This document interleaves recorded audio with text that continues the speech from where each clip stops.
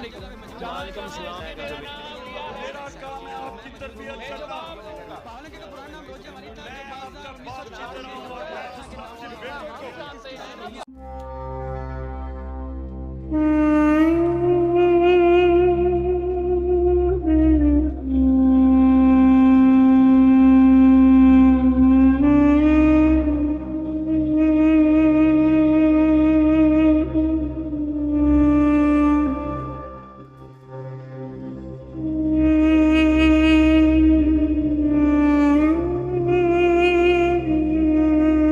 जैसा कि आप जानते हैं कि मैं हूं मोहम्मद फराज और आज मैं जिस मौजू पर बात करने लगा हूं वो इंतहाई दुख और अफसोस से कहना पड़ता है कि वो मेरे अपने ही इलाके में ज़िला बहावलनगर की तहसील मिचनाबाद में पेश आने वाला एक अफसोसनाक वाक़या है।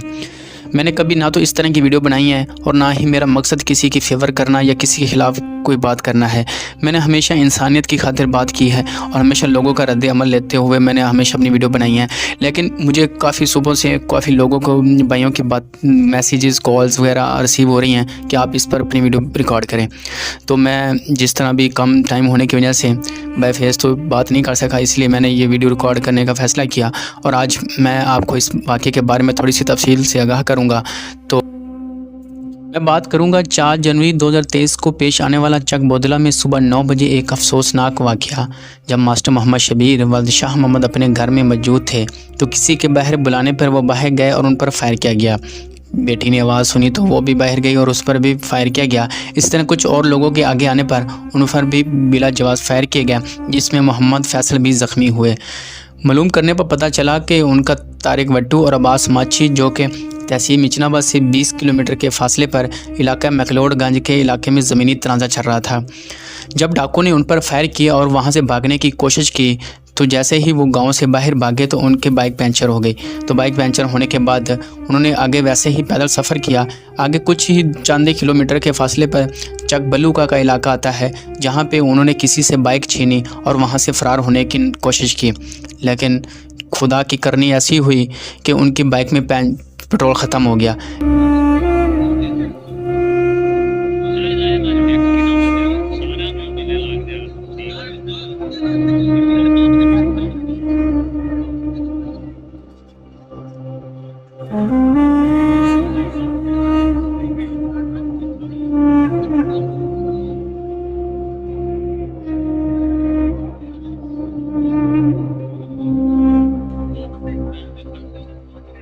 जैसे ही वो आगे कुछ फासले जहाँ वो मकई में छुप गए, लेकिन वैसे ही अवाम ने उनका पीछा किया और आखिरकार उनको पकड़ लिया गया। लेकिन मुझे इंतहाई अफसोस और दुख से कहना पड़ता है कि हम इंसानियत से इस हद तक गिर चुके हैं कि हमें सही और गलत की पहचान भी नहीं है। लेकिन जब वहाँ अवाम ने उनको पकड़ा, वो ज़ालिमों ने जो जुल्म किया था उसके बाद जो अवाम ने जुल्म किया वो भी इंतहाई अफसोस और दर्दनाक है। उनको नंगा करके, उनको बरहना करके मारा गया, उनको घसीटा गया, उनको पीटा गया और आखिरकार एक ही मौत हो गई।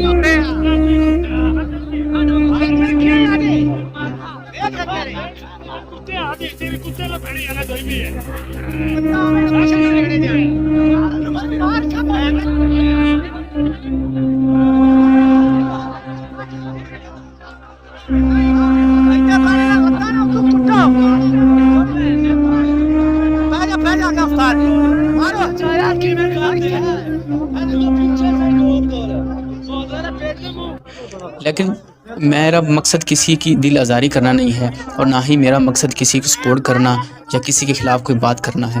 लेकिन मेरा मकसद था, क्योंकि ये हमारे ही इलाके में पेश आया एक अफसोसनाक वाक़या था, इसलिए मेरा बात करना इस पर भी फ़र्ज़ था।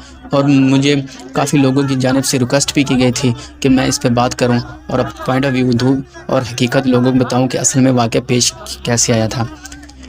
लेकिन जब फिर बात करने पर मालूम हुआ कि जो मास्टर मोहम्मद शबीर वो बहावलपुर में एडमिट हैं और उनका अभी ऑपरेट होना है और उनकी हालत इंतहाई सीरियस है। कितने दुख और शर्म की बात है कि हम जिस दुनिया के लिए हम किस हद तक गिर जाते हैं, हमें इंसानियत की कदर ही नहीं है। हम पता नहीं ख़ुद को क्या समझ बैठते हैं कि हम जब मज़लूम पर जुल्म करते हैं तो खुदा का कहर होता हम पर नाज़िल होता है। लेकिन अफसोस हमारी आंखें बंद हो चुकी हैं, हम सही और गलत देखने की पहचान नहीं है। हमें अफसोस से कहना पड़ता है कि हम जिस दौर में जी रहे हैं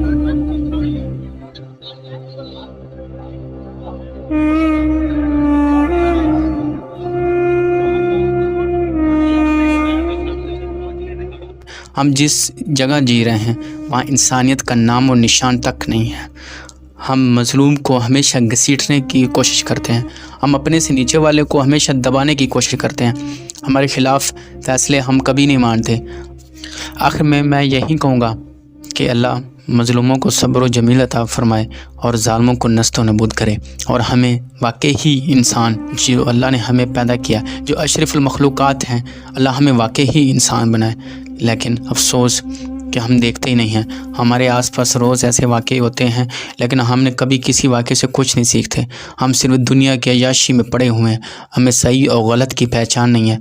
हम बस समझते हैं कि हमने ही हमेशा रहना है, हमने ही हमेशा ऊपर रहना है। हमें पता नहीं किस चीज़ का गरूर होता है, हमें किस चीज़ का घमंड होता है, कि हमें किस चीज़ का तकब्बर होता है, कि हम समझते हैं कि सिर्फ हम ही हम हैं और बाकी कुछ नहीं है। हमारे सामने बाकी सब कीड़े मकोड़े होते हैं। हमें जब अल्लाह दौलत देता है, हमें जब अल्लाह ताला पावर देता है, अल्लाह हमें ताकत देता है, तो हम समझते हैं कि ये सिर्फ हमारे ही बदौलत है। हालांकि अल्लाह सिर्फ हमारा इम्तिहान ले रहा होता है। हमें चाहिए कि हम अपने से छोटे लेवल के, अपने से छोटे तबके के, अपने से कमज़ोर लोगों की खिदमत करें, उनकी मदद करें, उनको दुख ना दें, बल्कि उनकी परेशानियों का अज़ाला करें। कि अल्लाह ताला हम हिंदुस्तान का हामी नासिर हो, इस कौम का हामी नासिर हो।